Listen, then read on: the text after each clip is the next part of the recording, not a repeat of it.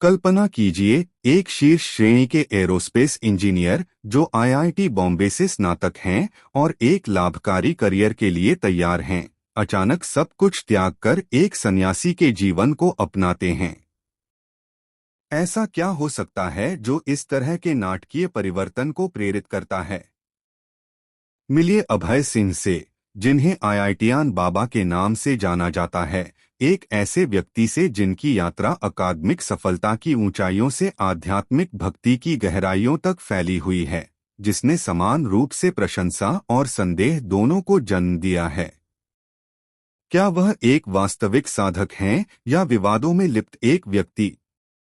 एक ऐसी दुनिया में जहां विज्ञान और आध्यात्मिकता अक्सर विरोधाभासी मानी जाती हैं, एक व्यक्ति का जीवन इस खाई को पाटता है। लेकिन क्या उनकी कहानी जांच के तहत खड़ी उतरती है?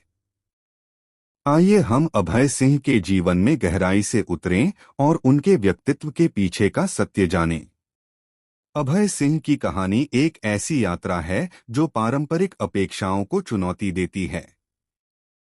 हरियाणा के झज्जर जिले में जन्मे अभय ने प्रारंभिक अवस्था से ही असाधारण शैक्षिक क्षमता का प्रदर्शन किया, जिसके परिणामस्वरूप उन्हें प्रतिष्ठित भारतीय प्रौद्योगिकी संस्थान आईआईटी बॉम्बे में एरोस्पेस इंजीनियरिंग में प्रवेश मिला। आईआईटी बॉम्बे में अपने समय के दौरान उन्होंने न केवल शैक्षिक उपलब्धियां हासिल की, बल्कि जटिल अवधारणाओं को सरल और सुलभ बनाने की अपनी क्षमता के लिए भी पहचान बनाई, जो बाद में उनके आध्यात्मिक शिक्षाओं का आधार बनी। स्नातक की डिग्री प्राप्त करने के बाद अभय ने कनाडा में एक लाभकारी पद स्वीकार किया, जो सफलता का प्रतीक था। हालांकि इस भौतिक सफलता के बावजूद उनके जीवन में व्यक्तिगत संघर्षों की कमी नहीं थी। उनका पालन पोषण घरेलू कलह से प्रभावित था, क्योंकि उनके माता-पिता के निरंतर संघर्षों ने उनके प्रारंभिक वर्षों पर गहरा प्रभाव डाला। इन पारिवारिक तनावों ने उन्हें भौतिक प्रयासों से निराश किया, जिससे वे आध्यात्मिक अन्वेषण की ओर अग्रसर हुए।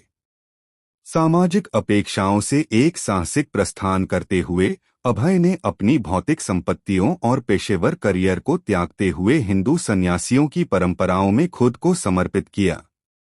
आईआईटीयान बाबा उपनाम अपनाते हुए उन्होंने अपनी वैज्ञानिक समझ को आध्यात्मिक ज्ञान के साथ जोड़ने का प्रयास किया, जो कई लोगों के साथ गूंजता था।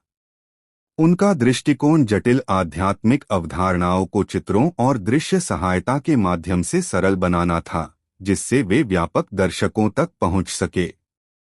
यह अभिनव विधि 2025 के महाकुंभ मेला में प्रयागराज में महत्वपूर्ण ध्यान आकर्षित करने में सफल रही, जहां वे एक प्रमुख व्यक्ति के रूप में उभरे। हालांकि उनकी यात्रा विवादों से मुक्त नहीं रही। जुना अखाड़ा, एक प्रमुख सन्यासी संगठन, ने गुरु और माता-पिता के प्रति अनादर के आरोपों के कारण अभय को निष्कासित कर दिया। अखाड़े की अनुशासन समिति ने गुरु शिष्य परंपरा की पवित्रता की रक्षा करते हुए उन्हें अनुशासनहीनता का दोषी ठहराया, जिसके परिणामस्वरूप उनका निष्कासन और अखाड़े की परिसरों में प्रवेश पर प्रतिबंध लगा दिया गया।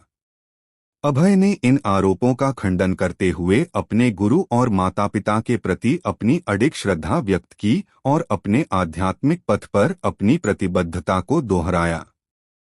यह घटना सार्वजनिक राय में विभाजन का कारण बनी। कुछ लोग उनके साहस की सराहना करते हुए आध्यात्मिकता की ओर उनके कदमों को सराहते हैं, जबकि अन्य उनकी विधियों और विवादों पर आलोचना करते हैं। मीडिया में अभय सिंह की प्रस्तुति आकर्षण और संदेह दोनों का मिश्रण रही है।